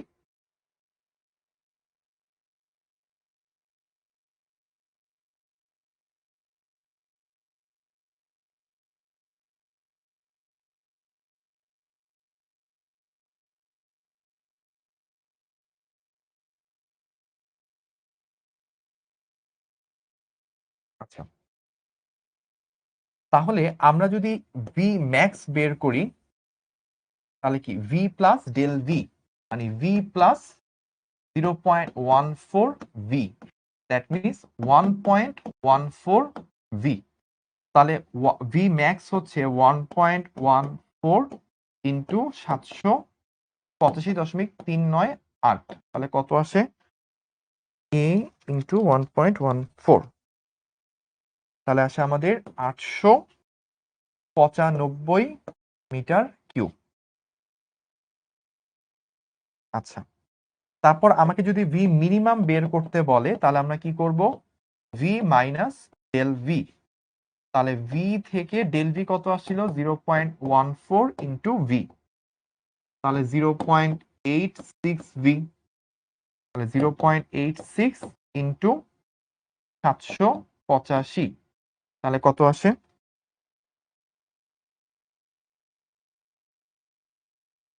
675 মিটার কিউব।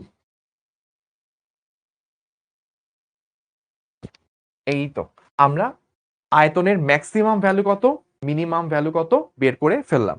তো অনেকে আমাকে জিজ্ঞেস করছে যে ভাইয়া এইটা কিভাবে করলেন। তো ছোট্ট করে একটা জিনিস বলে নি, সেটা কি? সেটা হচ্ছে দেখেন, আমরা এখানে বের করছিলাম কি, del V by V is equals to 14%, বা আমরা বলতে পারি 0.14। তো এখান থেকে আপনি শুধু ডেল ভি পাচ্ছেন কত? 0.14 ইন্টু ভি।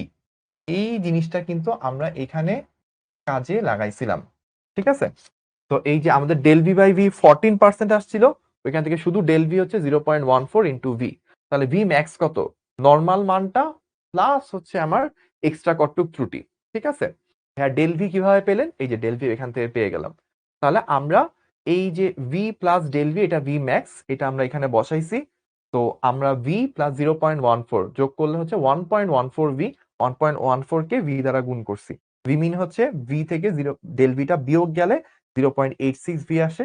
0.86 দ্বারা গুণ করে করে ফেললাম। ঠিক আছে, ওকে। ভাইয়া এখানে সর্বোচ্চ আর এইচ দিয়ে করলে হবে না? হ্যাঁ হবে, কোনো সমস্যা নেই। পাহিয়া বিনতে বলছে, হবে। ক্যালকুলাস কত নাম্বার ভেক্টর লেকচার? ভেক্টর লেকচারে প্রায় মনে হয় 14 নাম্বার বা 13 নাম্বার ক্লাস থেকে হচ্ছে ক্যালকুলাস শুরু হয়েছে। সানজিন, সরি সাজিন আরা বলছে, ভাই আমার কমেন্ট দেখা যায় না, সবার কমেন্ট দেখা যায় ভাইয়া। ওকে, 0.14 কই পাইলেন? এই যে 0.14, এখানে দেখেন 14% মানে কি 0.14, ওইখান থেকে পাইছি। ওকে, আচ্ছা, ইন দা মিন টাইম আমাকে একজন পরে যে প্রবলেমটা, সেই প্রবলেমটারও কোশ্চেনের সলভটা করে দিছে। তাহলে আমরা একটু পরের প্রবলেমটার দিকে চলে আসি। আমরা এখানে একটা প্রবলেম সলভ করবো, সেটা হচ্ছে পর্যায়কাল। পর্যায়কালের ক্ষেত্রে আমরা এই একটা সূত্র দেওয়া আছে। ঠিক আছে, আচ্ছা, আমাকে একজন কমেন্ট করছে এরকম, আমি একটু কমেন্টটা বলি। আমাকে কোশ্চেন করছে যে ভাইয়া V plus 0.14 V equals to 1.14 V, এটা কেমনে হইলো? এটা হচ্ছে প্রশ্ন। এই প্রশ্ন তাও একজন না, কয়েকজন করছে। এটা যদি শুভ ভাইয়ার স্টুডেন্টরা করে, তাহলে কিন্তু খুব মনে কষ্ট পাবো। এই প্রশ্ন আপনাদের থেকে এক্সপেক্ট করি না ভাইয়া। কেন? এটা কি ভাইয়া? এটা হচ্ছে দেখেন, আপনি ভি কমন নেন, ভি কমন নিলে কি থাকবে? 1 প্লাস 0.14 0.14, তাই না? তাহলে 1 এর সাথে 0.14 যোগ করলে কত হয়? এটা কি পারেন? এটা তো ইন্টারের প্রশ্ন, এটা কি ভার্সিটি পিএইচডি করলে তারপর এই প্রশ্ন ফেস করবেন, তাই না? 1 এর সাথে 0.14 যোগ করলে কত হয়? তো 1 এর সাথে 0.14 যোগ করলে 1.14 হয়। এখন v ইনটু 1.14 এটা যে কথা, এটা আরো গুরুত্বপূর্ণ। এটা পিএইচডি তেও না। আপনি যদি 2-3 বার পিএইচডি করেন তাহলে এটা পারবেন। 1.14 ইনটু v হয়। ঠিক আছে? এবার কি বুঝছেন ভাই এটা কেমনে হইছে? আমাকে একজন কমেন্ট করছে, ভাই এটা আবার কে কমেন্ট করে? এইটা ভাই আমারে এট লিস্ট 10 জনের মতো কমেন্ট করছে যে ভাই এই ২ টা যোগ করলে এটা কেমনে হয়? ঠিক আছে? ওকে। এই যে আবার আরেকজন বলছে ভাই বুঝি নাই যে v প্লাস এটা যোগ করলে এটা কেমনে হয় বুঝি নাই। আহ! তাহলে আসেন আমরা যে প্রবলেমটাতে ছিলাম এই প্রবলেমটা আমরা সলভ করব যে পর্যায়কাল 2/5 L/G এটা আমাদেরকে সলভ করতে হবে। তো আমরা একটু সলিউশনে চলে যাই।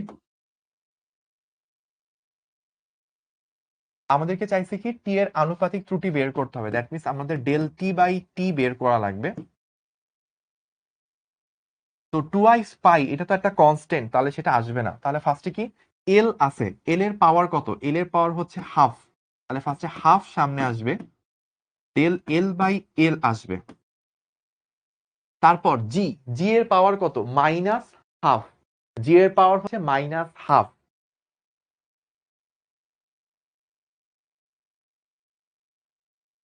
কিন্তু আমরা অবশ্যই মাথায় রাখবো যে আনুপাতিক ত্রুটির সময় পাওয়ারটা পজিটিভ হোক বা নেগেটিভ হোক, খুবই ইম্পর্টেন্ট। আনুপাতিক ত্রুটি যদি বের করেন, পাওয়ারটা পজিটিভ হোক বা নেগেটিভ হোক, অলওয়েজ পাওয়ারের পজিটিভ মানটা, পরম মানটা বসাইতে হবে। কখনোই নেগেটিভ পাওয়ার বসানো যাবে না। তাহলে এরপর কি থাকবে? ডেল জি ডিভাইডেড বাই জি। জি এর এখানে পাওয়ার কত? Minus half. G to the power minus half. মানে আপনি যদি সূত্রটাকে ভেঙে লেখেন, পরে অনেকে বলেন ভাই এল এর পাওয়ার হাফ কোত্থেকে আসলো? তো আমি জানি এই প্রশ্ন আসবে, তাই আমি এবার রিস্ক নিব না। L to the power plus half, G to the power minus half, তাই না? তো ওই হাফটা এখানে বসছে, এই যে প্লাস হাফ। কিন্তু এখানে মাইনাস হাফ বসার কথা, কিন্তু মাইনাস না প্লাস বসবে। অলওয়েজ ত্রুটি বের করার ক্ষেত্রে প্লাস ইউজ করতে হয়। এটা খুবই ইম্পর্টেন্ট ভাইয়া, একটু সাইডে লিখে দিচ্ছি।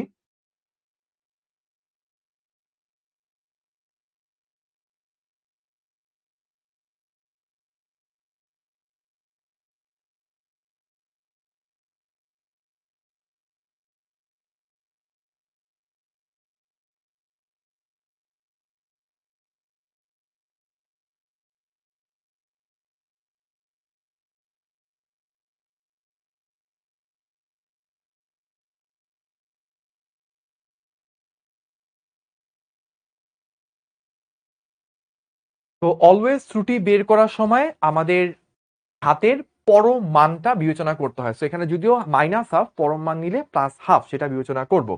তাহলে আসেন আমরা বের করি half into del l by l. Del l কত? এই যে 0.3। এল কত? 2 বসাইলাম, প্লাস হাফ ইন্টু এখানে ডেল জি কত? 0.49। 0.49 ডিভাইডেড বাই এটা কত? 9.8।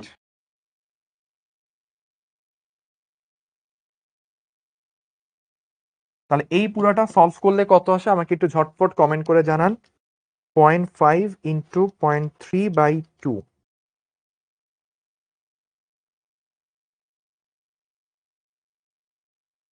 আমাদের আসে 0.1।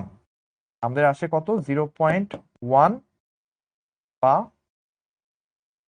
10%। ঠিক আছে? তাহলে আমরা এইটুকু পর্যন্ত করে ফেললাম। এইটুকু পর্যন্ত কারা কারা ধরতে পারছেন ভাইয়াকে একটু কমেন্ট করে জানান। অলরেডি আমার সাথে কমেন্ট করছে ফারজানা, তাহমিম, তানভীর, তারপর রিজু, নাজমুস, তারপর নুসরাত, তারপর তালুকদার, আরো অনেকে, আব্দুর রহমান, মিথুন, তাহমিম, আরো অনেকে। ভাইয়া নাম পড়ে কুলাতে পারতেছি না বিকজ খুব দ্রুত কমেন্ট চলে যাচ্ছে। আমি 1 সেকেন্ডের মধ্যে যতটুক পড়তে পারি তার থেকে বেশি কমেন্ট চলে আসছে। যাক, ধন্যবাদ সবাইকে যারা কষ্ট করে কমেন্ট করছেন। Clear, clear, clear. তো এইটা একটা স্ক্রিনশট তুলে রাখেন যারা যারা বুঝতে পারছেন। স্পেশালি এই যে ভাইয়া যেসব জায়গায় ব্লক ব্লক করছে ওইসব জায়গায় আপনিও খাতায় ব্লক করেন, সো দ্যাট আপনার যেন পরীক্ষার আগে রিভাইজ দেওয়ার সময় এই জিনিসগুলো অবশ্যই মনে পড়ে। ঠিক আছে? আর এই চ্যাপ্টারটা খুবই বোরিং চ্যাপ্টার, কেউ পড়েই না, পড়তে চায় না। কিন্তু আমার কাছে মনে হয় এই চ্যাপ্টারও শিখার মতো অনেক কিছু আছে। তো আজকে আপনাদের থেকে আমি জানতে চাই শিখবো জিতবোতে পোস্টের মাধ্যমে যে আপনাদের কাছে কি এই চ্যাপ্টারটা বোরিং লাগছে নাকি এই চ্যাপ্টারটাও শিখার মতো ইন্টারেস্টিং কিছু মনে হইছে। তো আপনাদের পোস্ট দেখবো, পোস্ট দেখে ভাইয়া চিন্তা করব আগামী ক্লাসে কি এরকম আরো অনেক, অনেক সুন্দর প্রবলেম দেখাবো নাকি এই চ্যাপ্টারের জাস্ট তথাকথিত কয়েকটা ডেফিনেশন, তথাকথিত কয়েকটা সংজ্ঞা এগুলো দেখায় চ্যাপ্টার শেষ করব। তা নির্ভর করবে আপনাদের ফিডব্যাকের উপর, যেটা আমি শিখবো জিতবো থেকে আপনাদের থেকে দেখতে চাই। ওকে, তাহলে আমরা ২ টা প্রমাণ দেখাইছি। এইটার প্রমাণ আর দেখাইনি। এটা প্রমাণ দেখানোর কিছু নাই। জাস্ট এইখানে পাওয়ারটা কেন প্লাস নিতে হয়? কেন মাইনাস না নিয়ে পাওয়ারটা প্লাস নিলাম? এটা আমি যখন স্টুডেন্ট ছিলাম, আমি আমার টিচারদেরকে জিজ্ঞেস করছি। আনফরচুনেটলি আমার টিচাররা আমাকে এটার অ্যান্সার দিতে পারে নাই। বাট আমি এখন খুব সুন্দর করে জানি এটার অ্যান্সার এরকম। কিন্তু আমি আপনাকে এই অঙ্কটার অ্যান্সার দিব না। এটার ব্যাখ্যাটা বলব না যে কেন এখানে মাইনাস দিছে। মাইনাসের পরিবর্তে প্লাস ইউজ করছি। আমি চাই আপনি হচ্ছে এটা বের করেন। বের করে একটা পোস্টের মাধ্যমে আপনি জানান, "ভাইয়া এই কারণে এখানে মাইনাসটা প্লাস হইছে।" আমি একটা এক্সপেরিয়েন্স বলি। আপনারা যখন ম্যাথ করবেন, ম্যাথের সবথেকে ইন্টারেস্টিং চ্যাপ্টার হচ্ছে ম্যাথের সম্ভবত চ্যাপ্টার 5 বিন্যাস সমাবেশ। বিন্যাস সমাবেশ হচ্ছে সেই চ্যাপ্টার যেটা অলিম্পিয়াডে, ম্যাথ অলিম্পিয়াডে সবথেকে বেশি প্রশ্ন বিন্যাস সমাবেশ থেকে আসে। একটা স্টুডেন্ট ম্যাথ বুঝে কিনা সেটা যাচাই করা হয় ২ টা চ্যাপ্টার দিয়ে। একটা হচ্ছে বিন্যাস সমাবেশ, আরেকটা হচ্ছে প্রবাবিলিটি। তো বিন্যাস সমাবেশের আমাদের সময় অনেকগুলা বই ছিল। আমি একটা বই এক্সাক্টলি নাম মনে নাই এখনো। হারুনুর রশিদ স্যার সম্ভবত উনার বই থেকে ম্যাথ করতাম। আমি অনেকগুলা প্রায় ৬-৭ টা বই থেকে ম্যাথ সলভ করতাম। তো ওই বইয়ের একটা অঙ্ক ছিল, খুবই বড় একটা অঙ্ক। এটার মানে আমি মনে আছে আমি জাস্ট একটা অঙ্কর জন্য ১.৫ দিন কাজ করছিলাম। মানে একদিন পুরো সন্ধ্যা, আরেকদিন সকাল থেকে রাত পর্যন্ত ১.৫ দিন কাজ করে ১.৫ দিন টানা একটা ম্যাথ নিয়ে চিন্তা করে অঙ্কটার অ্যান্সার মিলাইতে পারছিলাম। তো আমাদের ম্যাথ ক্লাস নিতে হচ্ছে বুয়েটে ফার্স্ট হয়েছিল। 11 ব্যাচে ফার্স্ট হয়েছিল আশরাফুল আশিক ভাইয়া। আমাদের ম্যাথ ৩ জন ভাইয়ার কাছে পড়ছিলাম। এর মধ্যে একজন ছিল আশরাফুল আশিক ভাইয়া, বুয়েটে 11 ব্যাচে ফার্স্ট হয়েছিল। তো ভাইয়াকে পরে হচ্ছে অঙ্কটা করতে দিছি। তো ভাইয়াও ১ম এ এই অঙ্ক ফেস করছে, ডিফিকাল্টি ফেস করছিল। তো আমার কাছে তখন অনেক ভালো লাগছে, যাক আমি ১.৫ দিন কষ্ট করে হলেও এমন একটা ম্যাথ করতে পারছি যেটা বুয়েটে যে ফার্স্ট হইছে সেও পারে নাই। তো আমার কাছে এখন ভালো লাগছে। ভাইয়াকে পরে যখন বলছি ভাইয়া অনেক খুশি হইছে। "আরে তুই তো এটা অনেক ভালো করে ঘেঁটে ঘুটে সলভ করে নিয়ে আসছিস।" তো আপনি যখন কোন একটা কিছু এরকম চিন্তা করবেন, লাইক এখানে প্লাসটা কেন প্লাস বসলো, মাইনাস কেন বসলো না? আপনি অনেক চিন্তা করতে যখন আপনি এটা বের করবেন, তখন ওইটার অ্যান্সারটা আপনার মাথায় গেঁথে যাবে। এবং তখন আপনার ফিজিক্সের অন্যান্য টপিক গুলো, ম্যাথস এর অন্যান্য টপিক গুলো, কেমিস্ট্রির সংকরণ, কেমিস্ট্রির পর্যাবৃত্ত গতি, অনেক কিছু আপনার মাথায় তখন আরো ভালো করে বুঝতে শুরু করবেন। ঠিক আছে? আমরা ক্লাসের প্রায় শেষ দিকে চলে আসছি। কিছু ইনফরমেশন আপনাদের সাথে শেয়ার করব। যেমন এখানে আপনাদের কিছু আ তথাকথিত জিনিস আছে মৌলিক রাশি। মৌলিক রাশি কি আপনারা সবাই জানেন। সেটা হচ্ছে মৌলিক রাশি হচ্ছে এমন রাশি যেগুলো অন্য কোনো রাশির উপর নির্ভর করে না। অন্যান্য রাশিগুলো এটার উপর নির্ভর করে। কয়টা আছে মৌলিক রাশি? মৌলিক রাশি আছে হচ্ছে ৭ টা। ৭ টা মৌলিক রাশি আছে। কি আছে? দৈর্ঘ্য, ভর, সময়, তাপমাত্রা, তড়িৎ প্রবাহ, দ্বিপদ তীব্রতা, পদার্থের পরিমাণ। এই ৭ টা। তো মৌলিক রাশিগুলো আর যৌগিক রাশি তো জানেন যেগুলো এই মৌলিক রাশিগুলো থেকে যে রাশিগুলো পাওয়া যায় তাকে বলা হচ্ছে যৌগিক রাশি। তো যৌগিক রাশির অনেকগুলো এক্সাম্পল দেওয়া আছে। বেগ যৌগিক রাশি, ত্বরণ, বল এগুলো হচ্ছে যৌগিক রাশি। ভাইয়া ১০ মিনিট টাইম বাড়ায় রাখেন। তো পরিমাপের একক এগুলো আপনারা জানেন। এই স্লাইডটা খুবই ইম্পোর্টেন্ট। তো ভাইয়া স্টার দিয়ে রাখতেছি। এই স্লাইডটা ইম্পোর্টেন্ট। এই স্লাইডটা অবশ্যই শিখবেন। তো দৈর্ঘ্য এটার সংকেত জানি, এটার এসআই একক আমরা জানি মিটার এবং এটার মাত্রাগুলো অবশ্য জানা লাগবে আপনাদেরকে। দৈর্ঘ্যের মাত্রা কি? দৈর্ঘ্যের মাত্রা মাথায় রাখবেন। দৈর্ঘ্যের মাত্রা হচ্ছে এল। ঠিক আছে? দৈর্ঘ্যের মাত্রা হচ্ছে এল। তারপর ভরকে এম দ্বারা প্রকাশ করা হয়। এটার একক কেজি এবং এটার মাত্রা হচ্ছে এম। সময়ের একক সেকেন্ড এবং এটার মাত্রা হচ্ছে টি। তারপর তড়িৎ প্রবাহের একক যেটা, মাত্রাও এক্স্যাক্টলি সেটা। অনেক বইতে লেখা আছে তড়িৎ প্রবাহের মাত্রা হচ্ছে আই, কিন্তু এটা ভুল। তড়িৎ প্রবাহের মাত্রাটা এ দ্বারাই প্রকাশ করা। যদি ইন্টারন্যাশনাল সিস্টেমে চিন্তা করেন, বাইরের রাইটারের বইগুলো নিয়ে ঘাটাঘাটি করেন, তাহলে দেখবেন এটাকে একক ও অ্যাম্পিয়ার মাত্রাটাও এ দ্বারা প্রকাশ করা হয়। কিন্তু বাংলাদেশের কিছু বই ভুল করে এটাকে ক্যাপিটাল আই দ্বারা প্রকাশ করছে। তাপমাত্রার মাত্রাটা একটু কেয়ারফুলি, এটা থিটার মতো মনে হয় কিন্তু থিটা কিন্তু নাই, ছোট্ট করে একটা দাগ। খেয়াল করেন আমি কিন্তু পুরা দাগ দিই নাই, একেবারে থিটার মতো না, মাঝখানে ছোট্ট একটা দাগ দিছি। তারপর আছে মোল। মোলকে কিভাবে প্রকাশ করে? মোলের মাত্রা হচ্ছে ক্যাপিটাল এন। তারপর দীপন তীব্রতা, দীপন তীব্রতার মাত্রা হচ্ছে ক্যাপিটাল আই। তা আমাদের বই, অনেক বইতে ভুল করে তড়িৎ প্রবাহের মাত্রাকে আই দ্বারা প্রকাশ করে, কিন্তু তড়িৎ প্রবাহের সিম্বল আই, মাত্রা কিন্তু এ। আর দীপন তীব্রতা ক্যান্ডেলা, এটার মাত্রা হচ্ছে আই, এটা মাথায় রাখতে হবে। ঠিক আছে? আচ্ছা, ওকে। তারপর আমরা কি করব? তারপর আমরা হচ্ছে এককের বিভিন্ন পদ্ধতি, এই যে সিজিএস পদ্ধতি, এমকেএস পদ্ধতি, এই ব্যাপারগুলো একটু জানবো। মাত্রা কাকে বলে এটা আমরা জানি, এটা আসলে স্পেশাল কিছু না। যৌগিক রাশির মাত্রা নির্ণয়। তো আমি জাস্ট একটা এক্সাম্পল আপনাকে দেখাচ্ছি। যেমন আপনারা জানেন F is equals to M A. তো বলের মাত্রা নির্ণয়, আমি জাস্ট বলের মাত্রাটা নির্ণয় করব।